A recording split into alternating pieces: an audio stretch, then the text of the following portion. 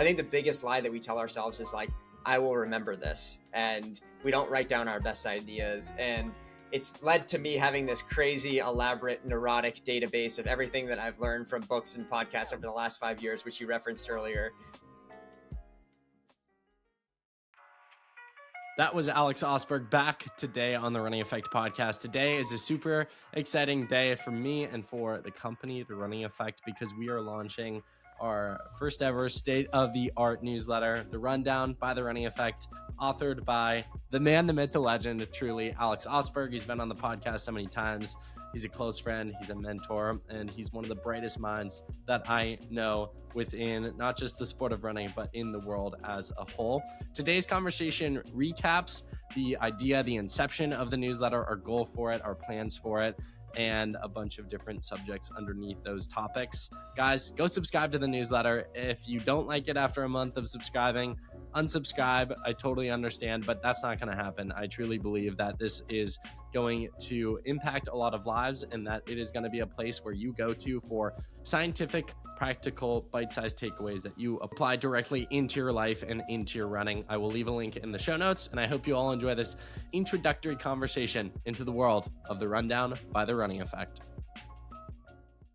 Alex Ostberg, welcome back to the Running Effect podcast. It's always an honor to have you back on the podcast, but particularly when our two worlds intersect and we come together and create something and make something. And the subjects we discussed today, and specifically launching this newsletter and sharing it with our podcast audience, has been something that's been in the works for honestly close to a year now, probably when I first floated the idea. So I'm excited to launch this, kick this off. It's always an honor to jam with you on all sorts of subjects, but there's a special feeling in the air when it's like we're coming together, we're releasing something, we're launching something. So I'm excited for this, man.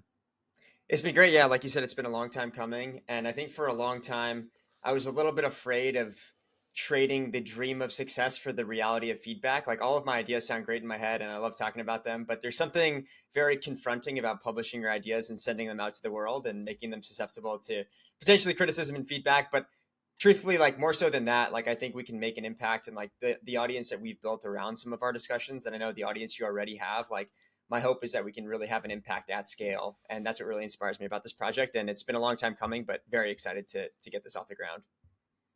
Sharing a little bit of the back end before I even reached out to you, where this idea came from. Throughout the years, I'm trying to think when it would have started, but I think over 2 years ago, because I remember releasing a piece on why I wasn't going to college. I kind of copied and pasted that and put it on Instagram as well. I've tinkered with Substack before, shared some thoughts before on there, and kind of had a newsletter, but I've never been that consistent. And that was more of like a personal project of just like having an outlet to express my thoughts. And then I think as time has gone on, I've thought, well, why don't I actually like create something underneath the company, like a newsletter, and make it really cohesive and something that really, really provides value to not just my audience, but also reach and tap into another audience. So my business mind was like, well, I don't really want to have a newsletter that's covering running news. Like even the podcast itself covers running news to an extent, right? Alex, if you run a race result, I'll ask you about it, but that's the podcast isn't like me going through running news. It's not like a ESPN first take recapping news. It's very in the weeds storytelling, talking with the athletes. And I was like, there are also a lot of really good running podcasts, running newsletters out there that like recap news. Like Fast Woman is a good one for women's running. The Lap Count is a great like top down one. So I was like, it's kind of overly saturated market. What I didn't find and really couldn't find was a newsletter that was scientific and practical, that you could read it and walk away, and through 3 to 5 minutes of reading have directly applicable insights into your running. So I kind of came up with this idea. I was like, this really isn't out there on the market. Who is the number one guy who I know could deliver on this and then some and do an excellent job at it? The guy who comes on the podcast just about every month to share these sort of stuff in the form of a podcast. And so I think we hopped on a call and I kind of briefly shared the idea. I think it stuck out to you. And then the last few months have just been a lot of planning and preparation. But maybe you could give some more context to what the rundown is, what our goal is, what our mission is, and where kind of the inception for the idea came from, in terms of this is not your ordinary running newsletter. Like we probably won't touch on news. It's going to be in the weeds, in depth, like scientific, practical, bite-sized takeaways that you can apply directly into your running on a daily basis. Yeah, exactly. I mean, we've talked about this before, but I think that something like 95% of the content that people consume was created in the last 24 hours and probably is talking about like topical events that are unfolding. And I've always loved going back to like what are timeless pieces of wisdom and insight that have applied like basically across the centuries. What is true today that's going to remain true in 10 years? And every time, like as I've gone through my running journey, I love trying to extract those pieces of wisdom from athletes and coaches and really try to distill them down to practical takeaways that athletes can apply in their own lives. um, I do think that most athletes that are going to take the time to listen to a podcast like this or read the newsletter, they're not really limited by a lack of effort. Sometimes I think they're limited by like a lack of insight, or not even that. That sounds, that sounds somewhat negative, but it's more that they tend to repeat similar mistakes. Because like a lot of times you need to be reminded more often than you need to be taught of something. And I can just think back at my own running history myself, like there were so many things, so many shortcuts I could have taken, or so many things so much misery that I could have avoided if I had just simply learned from the mistakes of other people.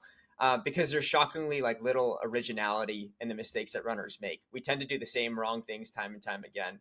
So it's not just about like harm reduction and risk mitigation. That's certainly part of it, but it's also just like pursuing deep questions about how performance intersects with life, like looking at not only the strategy behind that, but then also the tactics as well, right? Like there will be podcasts that are going to be talking about nutritional strategies, training strategies, all the things, like a really high like signal to noise ratio in a world that I think is so noisy a lot of times. And then I think like exploring some of the deeper questions as well, like why is it so hard to feel satisfied after like accomplishing a goal, right? Why is that window of time so vanishingly short? That satisfaction that you feel. Why is it hard to replicate that perfect season from 2022 and 2025? And why does progress seem to happen so slowly, but setbacks seem to happen so quickly? Like these are all things that kind of I'm wrestling with those questions all the time, and I practically have to like confront these questions on a daily basis in my coaching practice. So having an opportunity to you know externalize these ideas from my own brain and the conversations that we have offline into a newsletter was really an awesome way, I thought, that we could kind of publish this and have an impact on the running community. So many things I could say off of that. I think just to give context to the listener here, first off, I'll leave a link to the newsletter in the show notes. I think our general workflow and rhythm is going to be one newsletter every single Thursday directly in your inbox, and then something Alex and I are going to do. And here's where I come in. Alex is almost 99.9% of the newsletter once a month. So we're going to do once a week. So 4 newsletters a month. And then once a month, we're going to hop on a podcast just like this and discuss those ideas in the podcast format, which I'm really looking forward to. Kind of that dual layer process of like reading on the newsletter and then me myself being able to pick your brain in a deeper way on those subjects, because I'm sure those who read the newsletters will have like similar probably follow-up questions that I will then ask you, which I'm really excited for. Something I do want to ask you about is like, okay, I was going to say maybe I could do something like this. I know I couldn't. I've read previews of these things. I would never be able to write like that, or not at least in this current form. But something I want to say is like almost anyone could try to write some sort of scientific or practical running newsletter. But I think what sets you apart is a few things. One, you were one of the top runners in high school. You were highly recruited out of high school. You ran for Stanford, where you were remarkably accomplished. You then went on to the University of North Carolina, where you did amazing things. You're an All-American in the 5K your last year in track. And then continued to run, continued to be successful, kind of got into coaching through kind of an assistant role at UNC. You then are now at the Bowerman Track Club. So just ridiculous experience there from like a literal experience within the sport. But I think the other interesting side that as someone who didn't go to college will never have is you have a bachelor's degree in human biology, a minor in psychology, and a master's in public health. I think I got all of that right. And I know you extensively studied at Stanford human physiology. And it's just like all these worlds colliding to have the perfect brain and someone with a lot of experience who is really reputable, writing about topics that when it's like, oh, who wrote this and do they practice what they preach? It's like, yeah, I've never seen a guy on paper who's more qualified to write and talk about their personal experiences within the sport. So can you share and elaborate on, and you don't got to go in depth about everything I just shared, but some of the experiences that will go into your writings and how those experiences formed you and your life and your running experience, and how you're going to take those things and apply it into the words that you write. Sure, thank you. That was very generous introduction to the question. I think so much of what I've learned and um, any of kind of the insights that I've gotten are maybe not because like I've achieved them myself, but because I've stood on the shoulders of giants. I think that's a quote from Newton or something like that. I mean, I think I've had privileged access to, even in the last 10 years, like two of the best minds in modern track and field history. That would be Chris Miltenberg and Jerry Schumacher. And the conversations that I get to have with not only them, but the athletes that surround them and the scientists that surround them is something that I don't take for granted for a second. These are things that like these are conversations that people would dream to have, and I get to like that's my daily life, and I'm so thankful for that. Back when I was in college, Coach Milt used to say that like his big goal for his student athletes on the team was for them to have learned more from their experience on the team than in the classroom. And maybe a semi-controversial statement coming from his university like Stanford, because it's I mean it's a top academic institution, but at the same point in time, I feel like there was some truth to that, because I think what we do in this sport is really a laboratory or like an arena for exploring a lot of the challenges in life that you encounter. And every Monday, Coach Milt would sit us down and we would have a State of the Union address where like he would talk about some idea that he was exploring or something that he had read, and then how it directly applies to what was going on in the team. And part of me wishes that I could record those conversations and broadcast them to the world. Obviously, I can't do that, and I'm not actually in Chapel Hill anymore to witness those, but I do talk to him almost every week.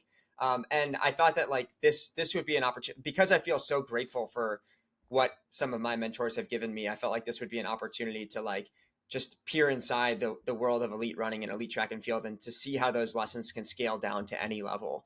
And of course, you can't replicate the depth of the relationship that I had with Milt or that I currently have with Jerry, but like even capturing some of those insights without revealing the trade secrets, of course. That's I think one thing that I would love to do. The other thing too is I love being an interdisciplinary learner. And we've talked about this a lot. Like one of the reasons I love just supporting your success and watching it from afar is like I love just learning from entrepreneurs who, I think there's a lot of overlap between entrepreneurs and head coaches, right? And I really believe that the pursuit of mastery is fundamentally connected at the highest levels. And people who are kind of at the pinnacle of what they do are often doing things that are a lot more similar than people who are in those same domains, but at lower levels. And you start to see these clusters of like characteristics and traits between really high performers, like masters of the universe type people. And I just love being around them. I love seeing experts in their field operating at the highest level. And I think sharing some of those insights and helping people understand those is only going to make the world a better place. I think God put me on life for many reasons. I think one of the biggest reasons I've discovered over the past few years is to be the outlet for Alex Ostberg to share his ideas. Because I think we can talk about this at length, but I think we've talked about extensively on phone calls how you have all these ideas, and you've shared this on the podcast before. You've got a working document that's hundreds of pages long of quotes and ideas, and I'm like, damn it, why don't you share it with the world? And I think this newsletter is one of those opportunities where we talk about this all the time. And I think this is one of the biggest areas in our friendship that I push you and challenge you, where I'm like, you have all these ideas, but you can't keep them to yourself. You have to share them with the world. And I'm actually, give me a second here. I'm going to go to a text thread with Colleen Little, who is a former colleague of yours. She might still be. I'm not sure how extensively she works with the Bowerman Track Club, but I can't find the quote, but I'll remember it. She said on the podcast, and I think she was quoting someone else. She's like, the purpose of life is to find your gift, and like the meaning of life is to give that gift away. Something that was like that. And I loved that quote, because it's like you find your gift and then you give it away in some sense. And like for me, I might be an excellent conversationalist, but if no one knows about the people I'm having conversations with and I give them a platform to share all those things, it's like it's not much of a gift. So I think I pride myself on, hopefully through this newsletter, like being that outlet, and through these podcasts that we've done. Like, I mean, you remember, and I haven't publicly released it, but that crazy email we got after Project 259 about the person who had brain cancer and how we were there for them and encouraged them and challenged them and inspired them. And It's like you never know who's listening, you never know who's watching, and that person would have never reached out if you hadn't, distributed those ideas to the world. So what are your thoughts just on, even for someone out there, like you can have these gifts and these skills, but yeah, the meaning of life is to give those away in some sense. Yeah, I mean, in having this conversation, it feels very much like a full circle moment, because if I were to trace back this relationship and this podcast we're recording, there actually was like one discrete event that happened in 2019, which some of the audience may be aware of if you've kind of listened to us for long enough. But it was the summer of 2019. I was actually a camp counselor for Jay Johnson at the Boulder Running Camps. And I had put together this document for a local high school about like 10 things I wish I knew as a high school runner. And it seemed to like really resonate with the small audience that I presented it to. And I don't know if anyone listening has ever had this feeling, but it just felt like an idea that like I had to get out to the world. Like it was just I was like, I have to hit publish on this somehow, and I want to spread these ideas, because like if I had had this information 4 years ago, I think I would be in a very different place, and I think I could have avoided a lot of mistakes and whatnot. So I emailed Jay Johnson, and I was very tentative to do so. I was pretty reluctant, and I was like, "Hey, I've like got this presentation. I know you do keynote speakers. Like, on the off chance you're looking for someone to present, like, I'd be happy to do it." And he's like, responded the same day. He's like, I would love that. Please, by all means, send me the slides. Like, we'll make it happen." So I gave that presentation, and couple of things stand out in my mind. The first is that in the audience that day was Patrick Anderson, who, and for close listeners of the podcast will know his story, which was shared about a year ago.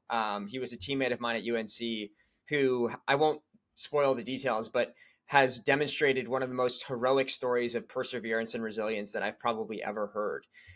We actually became teammates 2 years later, and he pulled me aside like within the first couple of weeks of practice and was just like, "Hey man, like that presentation you gave at the Boulder running camps like really meant a lot to me." And I was like, "What? I had no idea that you were there. I had no idea our paths would ever cross again."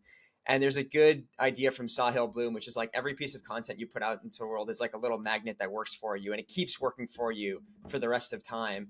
And the reason I bring up that analogy is about 4 or 5 weeks after I gave that presentation, Jay brought me on his podcast. I kind of replicated the talk in his podcast, and then lo and behold, you reach out about 4 weeks later, our relationship begins. And it just reminded me that in those tentative moments where you feel like you have an idea that you want to share with the world, but you might be reluctant, you might be hesitant, it's so important to have a bias towards action, to challenge yourself to hit send, to share that idea. Because at the end of the day, there's a lot of people who may not necessarily be smarter than you. They may not necessarily be more motivated than you, but like they've gotten further ahead just because they took action when you chose not to. And that's just something that resurfaced in my own mind right now. I find that like a lot of the things that I've like, you know, dealt with in the past, like that reluctance to share, like it's been a recurring theme. And like I had to push myself a little bit back then, and I felt like it was appropriate to do the same thing now. So I'm excited for what the future holds. Absolutely. I actually put this on my Instagram story earlier, and it came from a video I had seen, but the quote was just simple. It was like, contemplate the price you pay for inaction.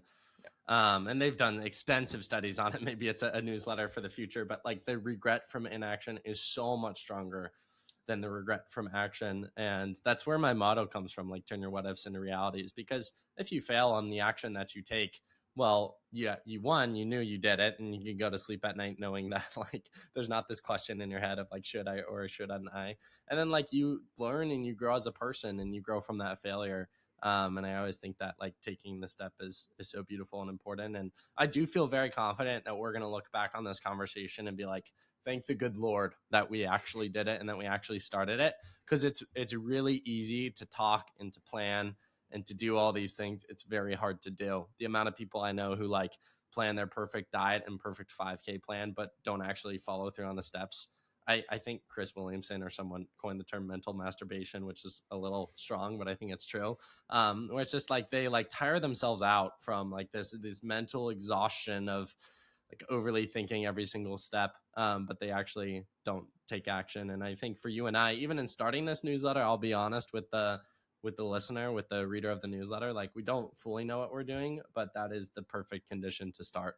And we're going to get better. And I joked about this with you on one of our last meetings. Like my first podcast sucks. Like you were great in it. You were great.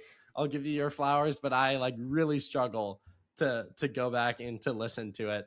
and just where I've come, and also where I know that I will be. Like 5 years from now, I hope that I feel the same way about this podcast. Be like, oh my gosh, you didn't use X and Y technique, and you spoke too fast, and you XYZ. You didn't. Your questions weren't very cohesive. I think the key to life is always learning and always growing, but you can't grow if you haven't started. And I think for us, we're in a place that like we're ready to launch this thing. And with each passing week, I know you are going to look to get better. And the product's pretty damn good. I've seen the first few editions. So I think what's beautiful is that we're starting at a much higher point than the podcast ever did. So I love that. No, yeah, no, I certainly hope so. We've been drafting some ideas, and I'm excited to share them. Like I said, I hope that everybody who reads it gets something out of it. And I think we're oversaturated with so much content, and our goal will be to be like as much as possible, concise, succinct, and like I said, have a really high like signal to noise ratio. Just try to cut through all of the noise and deliver a really high quality product. So completely agreed. Speaking on that product, what are, and I know you mentioned a little bit of it earlier, but what are some of the things that people who subscribe to the newsletter can expect to read and learn about and grow in? Yeah, so I guess I'll separate it a little bit into I think what I'm considering to be like the strategic elements of kind of your approach to the sport and your approach to mastery, and then some of the tactical things, more of the how to. So I think with my scientific background and again the access that I've had to like top researchers and scientists in the field, there's definitely some newsletters shaping up to talk about like how to properly fuel for running, like what recovery tactics actually work and what is placebo, for instance, and does that even matter if it's placebo, if it still makes you feel better. I think like how to manage pain, how to manage injuries, the return to run protocol, how to set up like a pre-race taper, even like I might venture a little bit into domains that like I have some familiarity in, but I certainly won't claim to be an expert in. But I've collected enough tactics from people who are really good at it. Things like how to manage pre-race nerves and anxiety, how to manage expectations, and then I'm also interested in exploring like more of the strategic questions. You could maybe say these are borderline a little bit more philosophical, which I really want like people to kind of pause and think about to go like one level deeper than like you would in an average newsletter. A couple of things that like I'm drafting right now is I'll just give you some of the titles that I've thought of. These might change, but you'll hopefully see some iteration of this in the future. Growth is easy to measure, but durability isn't. Talent is overrated, but trainability is not. Don't borrow from tomorrow, the hidden metric that matters most. I'll leave it a secret what I think that metric is. And another one I thought of is like raising the floor first, the importance of making your worst days better. So if anyone just wanted a taste of what's to come, like that's what you can expect in the next several weeks and months. I've had discussions with people about this before, but something I'm curious to ask you about. I know this is pretty unique within the sport, which is why I wanted to capitalize on the idea and grasp it in a market that I think is very underdeveloped. And that's one of the reasons I think it'll be very successful. But why do you think running for it's like kind of it's big. It's not like NBA or NFL big, but like it's big in terms of like the people within it and the resources that those people have. Why don't you think we see more of this type of content out there? And why do you think as a sport that's so big, New York City Marathon has 55,000 runners, like there aren't more people who take action in terms of like creating things that serve the running population? Yeah, I mean, I'll kind of make a guess at it. I don't think I have a great answer, but I think the stereotype of the runner is typically like this very reclusive personality who likes to retreat into their inner mind and just like be a grinder. They like to just put in the miles in solitude with their own thoughts out on a empty dirt road. And I think what that does is it kind of eliminates the ego aspect of this. So I don't think a lot of people do it for like the fame or the publicity. Of course, there's those types out there, but for the distance runner, I think they enjoy the solitude of the pursuit. I think they enjoy the mastery that comes from just putting one foot in front of the other day after day after day at 5 a.m. in the morning or whenever they go. And I think that kind of crowds out a lot of the desire to like try to like capitalize on trends and like fame and adulation and all those things. Now, I think you need a certain part of that population.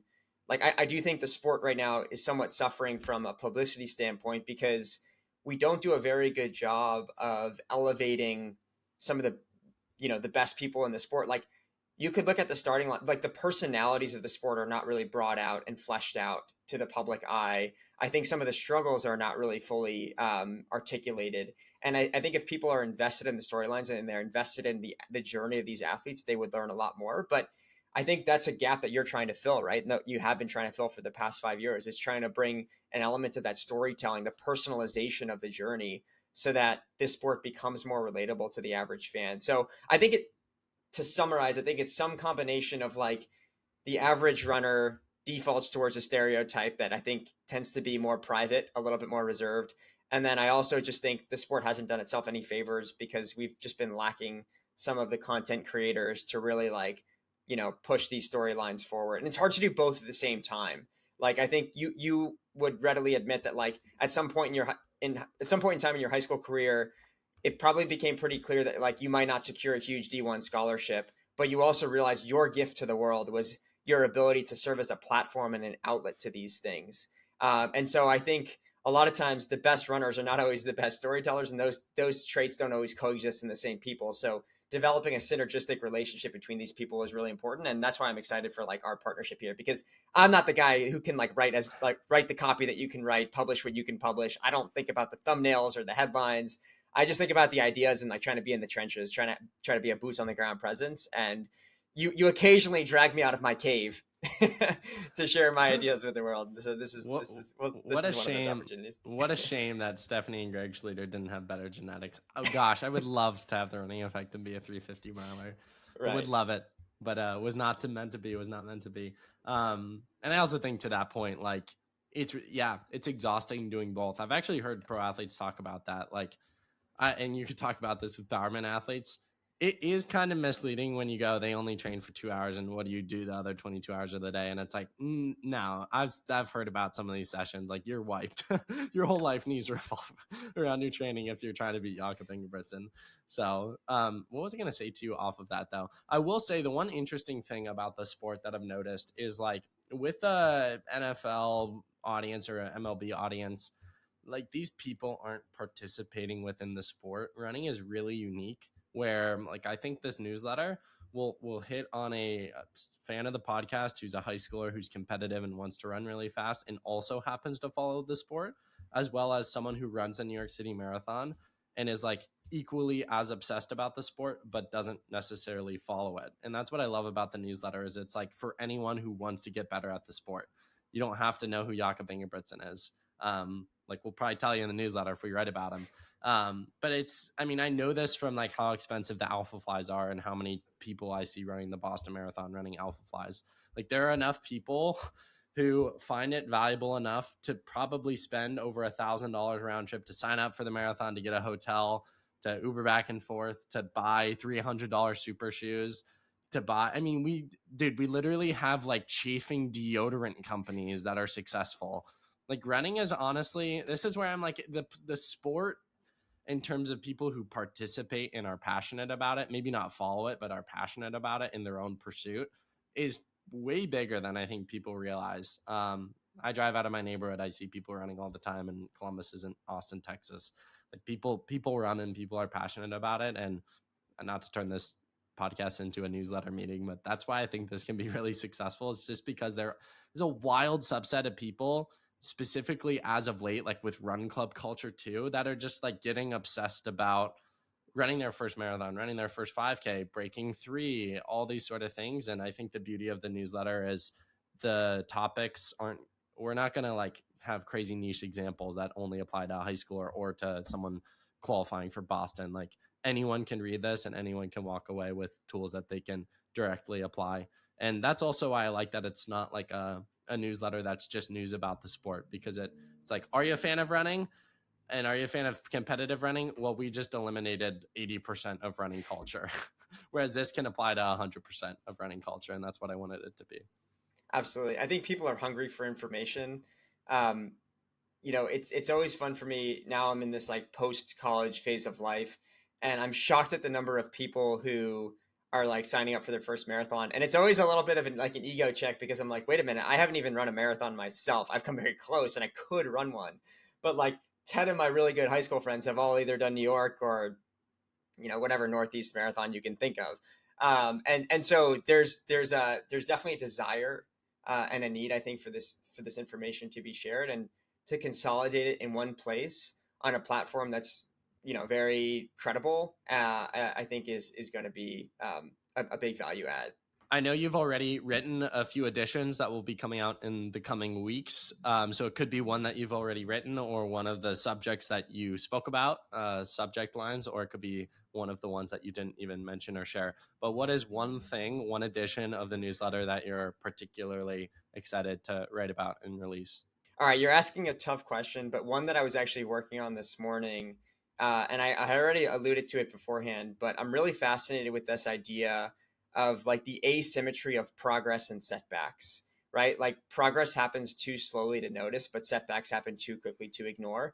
I think it's a cool subject to write about because it incorporates so many things that I love into one cohesive package, which is psychology, training theory, like like psychological biases, like all of these things into one. And it's a problem that like so many runners deal with, even professionals. Like this happens from the high school to the professional level. You could have a great training block and then one subpar workout, and all of a sudden someone's confidence will be shattered. And like I just feel like it's such a common mistake that people make, is that they're only as confident as like their last workout, even if like the 100 before them were really solid.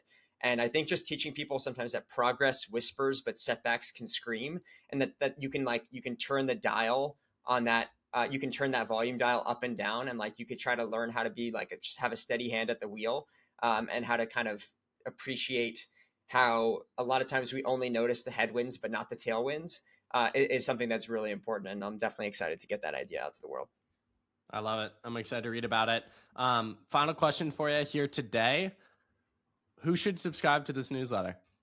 I mean, I think we're trying to cast a wide net. At the end of the day, like my rule for producing things, and this has been true for every podcast that I've come on, is I'm not going, like some of this is autobiographical, right? And some of this is like I'm not going to produce content that I wouldn't read myself. And so I consider I guess like I could describe like I'm someone who's hungry for knowledge. I'm someone who wants to be better at the sport. I want to know what the best people in any domain are doing. So I think anyone who has that desire would be really interesting. I think that could span an entry level high school athlete who's really motivated. It could span a collegiate runner who's trying to go from good to great, someone who's on the brink of being All-American for the first time.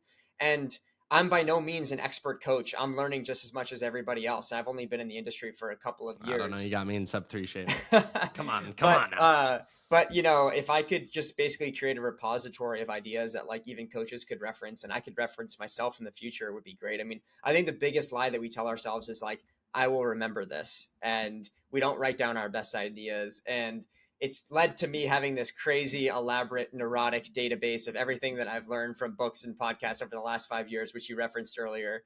And like the one thing that's lovely is just like having a way to capture um, the themes and the questions that you're wrestling with in real time to then go back and reference later just gives you this wonderful database and this wonderful reference class of like documents and ideas that anytime you're struggling with something you can go back to and just lean on for support.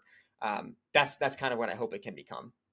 I love it. Alex, I will sit back down with you and recap the first 4 editions of the newsletter. For all those listening, I've left a link in the show notes, or go follow me on Instagram. I'm sure I've got links all over the place. The rundown by the running effect with the main man, Alex Ostberg, behind the words.